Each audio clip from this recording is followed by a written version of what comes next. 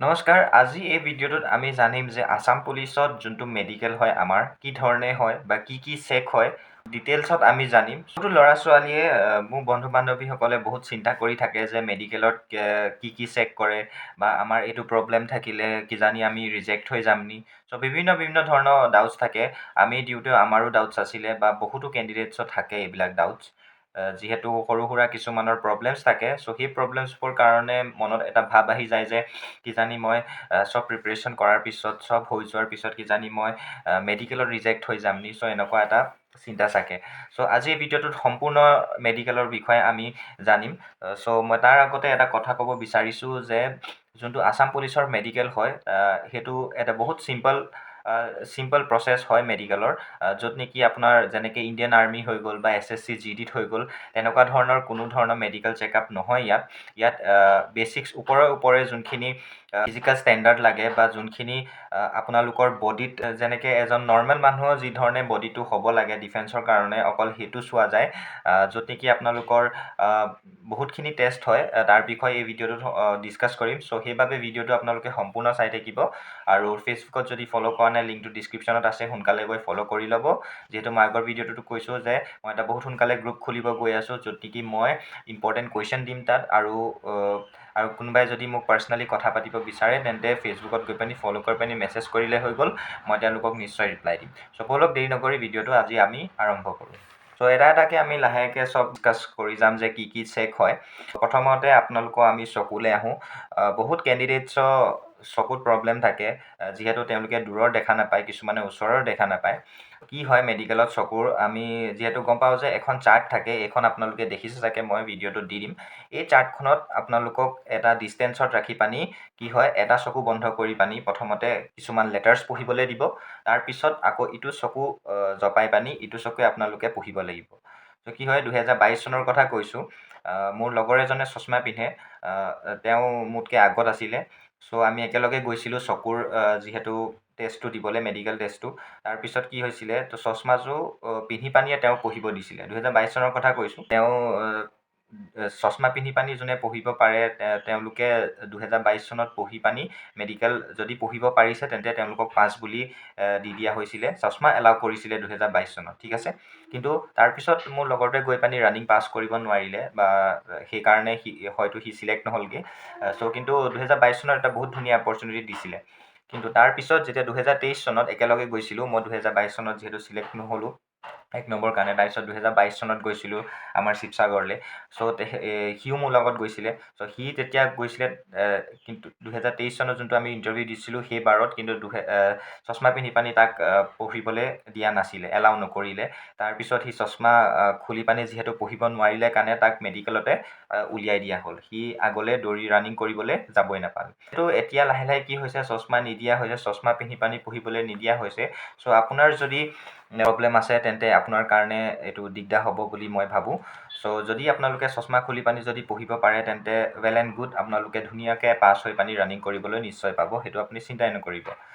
Next টেষ্টটো আপোনালোকৰ যোনটো চকুৰ হয় সেইটো কালাৰ ব্লাইণ্ডনেছ টেষ্ট হয়, কালাৰ ব্লাইণ্ডনেছ টেষ্ট বুলি কওঁ, য'ত নেকি আমি এই চাৰ্টখন দেখিছে মই আপোনালোকক স্ক্ৰীণত দি দিছোঁ। ইয়াত কিছুমান সংখ্যা আছে, চ' ভিন্ন ধৰণৰ কালাৰত। চ' সেই সংখ্যাখিনি আপোনালোকে তাত যোনজনে টেষ্ট লৈ থাকিব ডক্টৰে, তেওঁ সুধিব যে ইয়াত কি আখৰ লিখা আছে। চ' আপুনি যদি ভাল ধৰণে এইটো পঢ়ি দিয়ে তেন্তে আপুনি পাছ হৈ যাব। চ' কিছুমানৰ কি হয়, এইটো এটা প্ৰব্লেম ডিফেক্ট হয়, চকুত প্ৰব্লেম এটা থাকে, য'ত নেকি কালাৰবোৰ ভালকৈ ধৰিব নোৱাৰে কি কালাৰত লিখা আছে। চ' সেইটো কাৰণে এইটো টেষ্ট দিয়া হয়। সাধাৰণতে এইটো প্ৰব্লেম নাথাকে, বহুত কম মানুহৰ মই দেখিছোঁ যোনটো কালাৰ ব্লাইণ্ডনেছ প্ৰব্লেমটো থাকে। চ' এইটো এটা বহুত ইজি টেষ্ট, আপুনি আৰামত পাছ হৈ যাব। চ' এইটো এটা টেষ্ট হয়। চ' নেক্সট আমি মেডিকেল টেষ্টটোলৈ আগবাঢ়িছোঁ, য'ত নেকি হয় আমাৰ ভৰি, ঠিক আছে। ভৰিত আমাৰ চোৱা যায় নকনি। চ' এই ফটোটো আপোনালোকে দেখিছে। আপোনাৰ যদি সাৱধান পজিশ্যনত আপুনি নিজে ঘৰত কৰি চাবও পাৰে, সাৱধান কৰোঁতে যদি আপোনাৰ আঁঠুকেইটা যদি এনেকৈ যদি চাপ খাই যায় তেন্তে আপুনি সেইটো ফিট নহ'ব, সেইটো আনফিট কেটেগৰীত পৰে। আৰু যদি সাৱধান কৰোঁতে যদি তাৰ মাজত যদি স্কেল এপাত এনেকৈ সোমোৱাই চাব, তাত যদি গেপ আছে বা স্কেলডাল আৰ পাৰ হৈ গৈছে তেন্তে আপোনালোকে ফিট হয়, ঠিক আছে।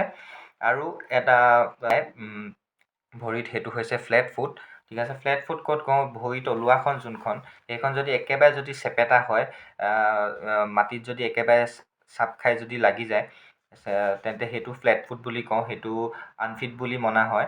আপোনালোকে এইটো ঘৰত টেষ্ট কৰি চাব পাৰে। ভৰিটো তিয়াই আনি পানী কি কৰিব, এডোখৰ শুকান জেগাত আপোনালোকে ভৰিটো এনেকৈ চিনটো দি চাব। পিকচাৰটো চাওক, চিনটো দি দিছোঁ। এনেকৈ যদি আপোনালোকৰ যদি চাপটো বহে তেন্তে আপুনি গম পাব যে আপুনি ফিট কেটেগৰীত পৰিব, আৰু যদি একেবাৰে যদি ফ্লেট পৰে তেন্তে আপোনালোকে আনফিট কেটেগৰীত পৰি যাব। নেক্সট এটা ইম্পৰ্টেণ্ট বস্তু চেক কৰা হয়। আপোনালোকে এই স্ক্ৰীণখনত চাওক, যিহেতু আমি ভেৰাইকছ ভেইন বুলি কওঁ, য'ত নেকি শিৰত আপোনালোকৰ তেজ গোট খাই যায়। এইটো এটা বহুত ছিৰিয়াছ প্ৰব্লেম হয়। বেছি অভাৰ ৰানিং কৰিলে বা বেছিকৈ যদি শিৰত প্ৰেছাৰ পৰে তেতিয়া এই বেমাৰটো হয়। চ' এই বেমাৰটো যদি হয় আপোনালোকে টোটেলি আনফিট হ'ব। আপোনালোকে এনেকুৱা কিছুমানৰ হৈছে তেন্তে আপোনালোকে লগালগ নিজৰ ডক্তৰৰ ওচৰত গৈ পানি কনচাল্ট কৰি পানি ট্ৰিটমেণ্ট কৰক, কাৰণ এইটো এটা বহুত ছিৰিয়াছ প্ৰব্লেম হয় বুলি মই জানো। যিহেতু এইটো আমাৰ এটা লগৰ এটাও আছিলে, সি যিমানে ডিফেন্স ফ'ৰ্চৰ এক্সাম নিদিয়ক কিয় সি বেচেৰাটোৱে ৰানিং প্ৰত্যেকবাৰে পাছ কৰে, কিন্তু লাষ্টত গৈ এই মেডিকেলত এই ভেৰাইকছ ভেইন বুলি যোনটো বেমাৰ আছে তাৰ কাৰণে সি ৰিজেক্ট হৈ যায়। এইটো এটা আপুনি জেনেটিকেল প্ৰব্লেম বুলিও মনা যায়। আপোনালোকে গুগলত ছাৰ্চ কৰি চাব পাৰে। চ' কিছুমানৰ এইটো হয়তো অভাৰ প্ৰেছাৰ, শিৰত যেতিয়া বেছিকৈ প্ৰেছাৰ পৰে তেতিয়াও হয়, বা কিছুমানৰ এইটো জেনেটিক্সো থাকে। সাধাৰণতে নহয়, এইটো কিছুমানৰ হয়, বহুত ৰেয়াৰ হয়। কিন্তু যদি আপোনালোকৰ এনেকুৱা আছে তেন্তে আপোনালোকে এই আছাম পুলিচৰ কাৰণে আনফিট বুলি মনা হ'ব। তই মোক সুধিছিলে প্ৰাইভেট পাৰ্টছ চেক হয়নি বুলি।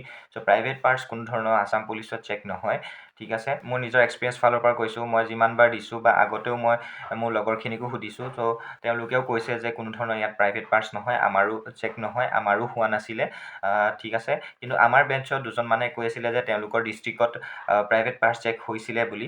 চ' সেইটো মই ইমান সঠিককৈ গম নাপাওঁ, কিন্তু আমাৰ ডিষ্ট্ৰিক্টত বা আমাৰ আপাৰ আছামত মই এতিয়ালৈকে এইপিনে একো মই কোৱা শুনা নাই যে কোনো ধৰণৰ প্ৰাইভেট পাৰ্টছ মেডিকেলত আছাম পুলিচৰ চেক হয় বুলি, ঠিক আছে। আৰু এটা পইণ্ট থাকি গ'ল, আৰু হাতৰ আপোনালোকৰ ডক্তৰে এটা বস্তু চেক কৰে। সেই বস্তুটো হৈছে আপোনালোকে নিজে ঘৰতো চেক কৰিব পাৰে, এতিয়া বহিয়ে ভিডিঅ'টো চাই থাকোঁতে, যে হাতখন আপুনি যদি এনেকৈ কৰে, ঠিক আছে, এনেকৈ কৰি পানি যদি এই বস্তুটো মিলাই দিয়ে, এই বস্তুটো মিলাই দিলে যদি আপোনাৰ এই দুটা বস্তু যদি এনেকৈ জাপ খাই গৈছে তেন্তে সেইটো এটা ডিফৰ্মিটিছ বুলি, আনফিট বুলি মনা হয়। কিন্তু সেইটো ইমান নধৰে বাৰু, হ'লেও আপুনি এনেকৈ নিজে কৰি চাব। মই ইয়াত ফটো দি দিম, ঠিক আছে।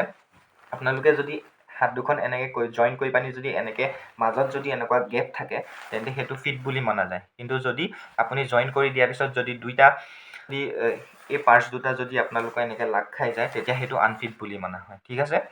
চ' হাতত এইখিনিয়ে টেষ্ট হয়, আৰু এটা টেষ্ট কৰা হয় এনেকৈ আপোনালোকৰ পেন বা পেঞ্চিল ডক্তৰজনে এনেকৈ দি দিব, আৰু মাথাটো আপোনালোকে এনেকৈ একে জেগাতে ৰাখিবলৈ ক'ব, আৰু জাষ্ট আপোনালোকৰ চকুটো এনেকৈ মুভমেণ্ট হ'ব। এনেকৈ এইপিনে গ'লে এইডাল পেঞ্চিলডাল ইয়াত আপোনালোকে চাব লাগিব, আকৌ এইপিনে চাবলৈ ক'ব, আকৌ ওপৰলৈ, আকৌ তললৈ। জাষ্ট এইটো চেক কৰে যে আপোনালোকৰ আই মুভমেণ্টটো ঠিকে আছেনে নাই। ইমান কোনো ধৰণৰ বাৰ্ড চেকিং নহয়। চ' আপোনালোকে আৰামত পাছ কৰিব, মোৰ বিশ্বাস আছে। চ' ইমান ভয় খাবলগীয়া কোনো দৰকাৰ নাই, যিহেতু বহুতে মোক সুধি আছিলে কাৰণে এই ভিডিঅ'টো বনালোঁ। চ' কিবা কিবি যদি মই মিছ কৰি গৈছোঁ তেন্তে আপোনালোকে মোক কমেণ্ট কৰি জনাব। আৰু ইণ্টাৰভিউ দেৰিকৈ হ'ব বুলি আপোনালোকে নিজৰ প্ৰিপেৰেশ্যন কেতিয়াও ঢিলা কৰি নিদিব, যিহেতু ইলেকশ্যনৰ পিছত কেতিয়া হয় কোনেও নাজানে, ঠিক আছে। যিহেতু কৈছে আমাৰ মাননীয় মুখ্যমন্ত্ৰীয়ে যে নৱেম্বৰ ডিচেম্বৰ মাহত হ'ব বুলি, চ' তাৰ আগলৈও আহিব পাৰে কি ঠিক। চ' টাৰ্গেট নিজৰ টাৰ্গেটটো সদায় নিজে লৈ চলক, আৰু লোকে কি কৰিছে কি নাই কৰা সেইবোৰ আপোনালোকে চাই দৰকাৰ নাই। নিজৰ প্ৰিপেৰেশ্যন নিজে কৰিব লাগিব, আৰু যদি আপোনালোকে নিজে এতিয়া ভালকৈ প্ৰিপেৰেশ্যন কৰে নিজৰ লাভ, আৰু যদি নকৰে তেন্তে নিজৰ লোকচান, ঠিক আছে। আৰু কিবা কিবি থাকিলে মোক কমেণ্ট ছেকশ্যনত কমেণ্ট কৰি সুধিব, মই জনাবলৈ চেষ্টা কৰিম। এইখিনিয়ে নৰ্মেল টেষ্ট। আৰু আপোনালোকেতো জানে চেষ্ট, যোনটো ফিজিকেল ষ্টেণ্ডাৰ্ডত চেষ্টটো জোখা হ'ব, আৰু মেডিকেলৰ পিছত বা মেডিকেলৰ আগত তাৰপিছত আপোনালোকৰ হাইটটো জোখা হ'ব। চ' এইখিনিয়ে আছিলে। লগ পাম আন এটি ভিডিঅ'ত। ধন্যবাদ। জয় আই অসম, বন্দে মাতৰম।